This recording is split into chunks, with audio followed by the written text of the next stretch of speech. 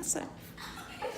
Okay, I will begin my presentation by showing a video that discusses the 2008 flood that impacted Cedar Rapids. Look at the First, Second, and Third Avenue bridges. Well, you can't look at them because they basically have disappeared. You see, That 31.12-foot crest was the highest ever recorded for the Cedar River in town, about 20 feet above flood stage. Near 10 square miles of the city were impacted by floodwaters, around 10,000 people displaced. When the water returned to its banks, devastation was left behind. Nearly 42,000 tons of flood debris were removed, about 1,300 flood-damaged properties demolished. 310 city facilities flooded, including the downtown fire station, library, and police station.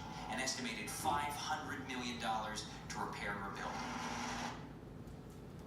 As the video discusses the impact that the flood had in Cedar Rapids, I will be discussing the flood in Cedar Rapids, introduce a flood plan, and explain the benefits of the flood plan.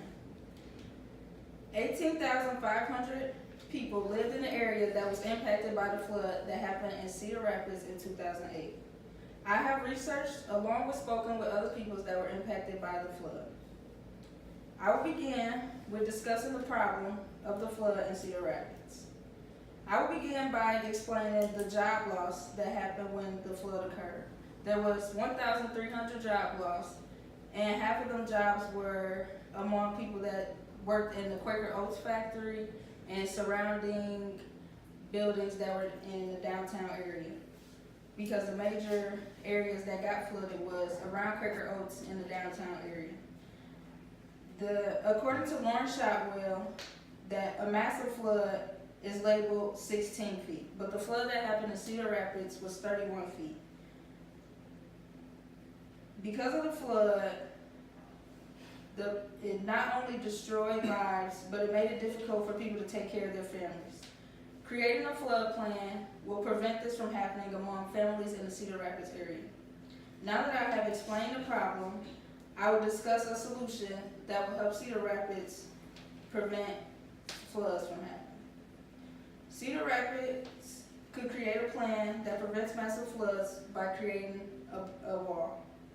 According to CH2M, Tacoma and Denver was awarded the Public Works Project of the Year because it created a flood wall that you could automatically control, that it will rise and it would lower depending on computer operation to control water among a water plant to protect its city's water. Not only did it receive a reward for the Public Works Project of the Year, but it was cost efficient and it was acknowledged for being an emergency and disaster preparedness plan. If this was successful in Tacoma, Denver, then it should be successful in Cedar Rapids. Now that I have discussed the solution, I will explain the benefits of the solution. Property damage, job loss, and little access to resources could be prevented if we had a wall built. Not only is this beneficial to individuals, but it's beneficial to the city because we don't have to continue to repair it every time we have a flood. I will conclude, no, I'm just playing. The 18,500 residents that were impacted by the flood in 2008 will no longer have to worry about insurance that covers floods or when it rains, wondering if their basement will flood. And not only do families have to create different plans, but they don't have to worry about that, and they can focus on the issues in the community. I will conclude by saying the problems of flooding and the solution and the benefits are all possible with the building of the wall. If this is achieved, we can come together as a community and make Cedar Rapids better. So grab a friend and come support the wall. That's the end.